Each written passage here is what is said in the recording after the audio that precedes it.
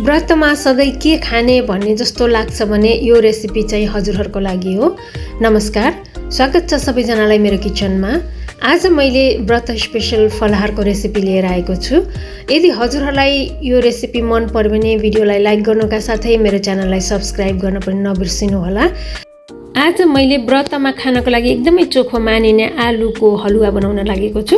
त्यसको लागि मैले यहाँ 4वटा जति मिडियम साइजको आलुलाई राम्रोसँग धोएर एउटा प्रेसर कुकरमा राखेर यसलाई बोइल गरेँ। यसलाई बोइल गरिसकेपछि सेलाएर अनि छिलेर मैले यसलाई कोरेर लिएको छु। त्यसैगरी एउटा कपमा मैले हाफ कप मनतातो दुधमा अलिकति केसर राखेर यसलाई घोलेर राखिदिएँ। अब एउटा प्यान लिने, त्यसमा ठुलो चम्चाको 1 चम्चा घिउ राख्ने। यो घिउ तातेपछि कोरेर राखेको यो आलुलाई यो घिउमा राखिदिने।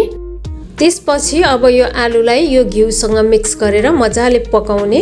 यो आलुलाई म्यास गरेर लिए पनि हुन्छ, तर म्यास गर्न भन्दा कोर्यो भने एक नासको हुन्छ भनेर मैले चाहिँ यसलाई कोरेर लिएको। अब यसलाई यसरी नै चलाइ राम्रोसँग पकाउनु पर्छ। यसलाई पकाउँदा चाहिँ नन स्टिक प्यान अथवा कडाई भयो भने एकदमै सजिलो हुन्छ। अर्कोमा चाहिँ यो अर्को भाँडामा चाहिँ अलि टाँसिने डर हुन्छ, यो बढी टाँसिन्छ। नन स्टिक भयो भने चाहिँ यो धेरै टाँसिँदैन। यसरी पकाउँदै यो एकै ठाउँमा डल्लो पर्ने जस्तो हुन्छ र यसको हल्का कलर पनि चेन्ज हुन्छ। यो यतिको भएपछि चाहिँ अब मैले यसमा अलिकति 5-7वटा काजु 5-7वटा बदामलाई मसिनो काटेर लिएको छु। यो यसमा राखिदिने र यो सँगसँगै एकैछिन यो काजु र बदामलाई पनि पकाउने। सँगसँगै यसरी नै चलाइ यसलाई पकाउनु पर्छ।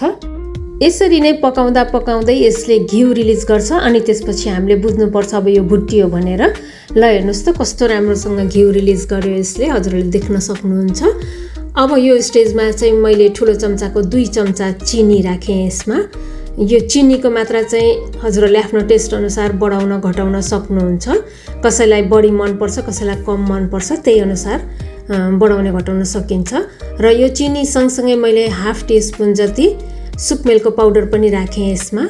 र अब यो सबैलाई राम्रोसँग मिक्स गरिदिने र यो मिक्स भइसकेपछि अघि केसर घोलेर राखेको दुध पनि यसमा राखिदिने र अब यसलाई मजासित पकाउने। यो दुध सुकुन्जेल पकाउनु पर्छ। यसरी नै चलाउँदै यो हलुवा बन्छ। हामीले नर्मल हलुवाहरू बनाउँदा पनि यस्तै पानी राखेपछि यस्तै हुन्छ। त्यसै गरी अब यसलाई चलाइ मजाले पकाउने।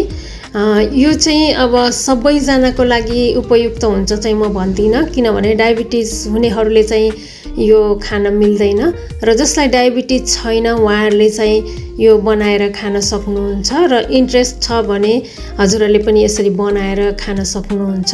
यसरी अब यो हलुवा रेडी भयो। ल हेर्नुहोस् त यसले घिउ पनि रिलिज गर्यो, देखेर कस्तो साइनिङ आएको छ। अब यसलाई चाहिँ मैले स्टोभलाई अफ गर्छु र यो हलुवालाई मैले सर्भ गर्छु।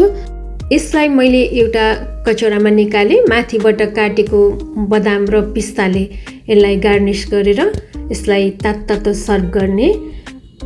ल हेर्नुहोस् त हलुवा अब मेरो रेडी भयो सर्भ गर्नको लागि। कस्तो टेम्पटिङ देखिएको छ। अहिले तुरुन्तै बनाएर खाइहाल्नु जस्तो देखिएन। ल हेर्नुहोस् त, वाउ। हजुरहरू पनि एकपटक यसरी नै आलुको हलुवा बनाएर खाएर हेर्नुहोला। भिडियो हेरेर बस्नुभएकोमा हजुरहरू सबैजनालाई धेरै धन्यवाद। हवस् त आजलाई यति नै।